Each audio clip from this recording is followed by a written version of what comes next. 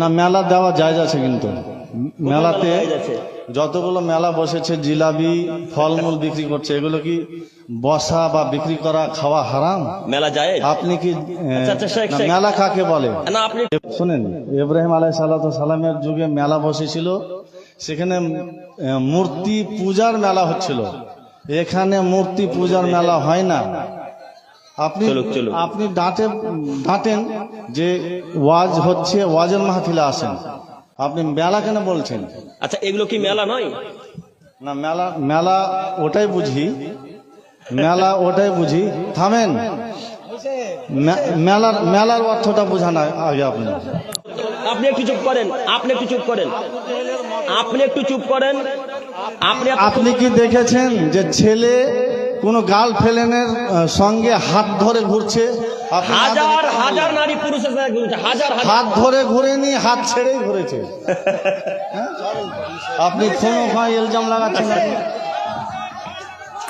যেখানে বিবাহের অনুষ্ঠানে নারী পুরুষ একসাথে বসে খেতে পারে না, সেখানে নারী পুরুষ একসাথে চলাচল করে, সেটা কিভাবে মেলা না হতে পারে? তাই না শেখ?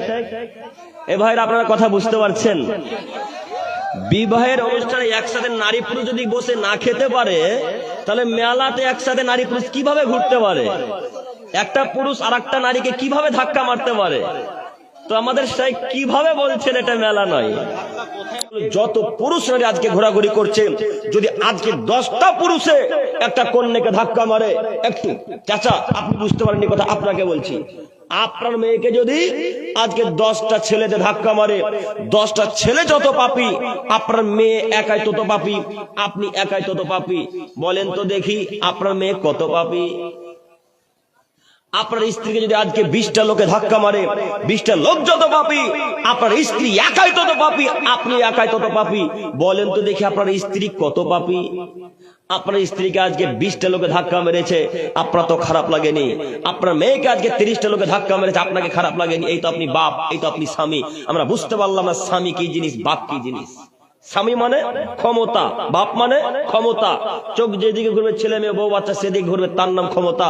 তো দিগলিতে কি কারোরই ক্ষমতা নাই?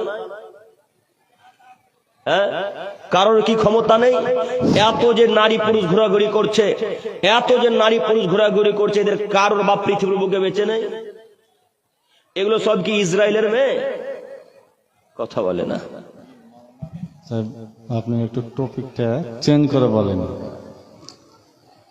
আপনি বললেন যে আবু জেহেল আবু লাহাবের মধ্যে আর এই লোকগুলোর মধ্যে কোনো ফরক সাক্ষী দিয়ে দিল যে না।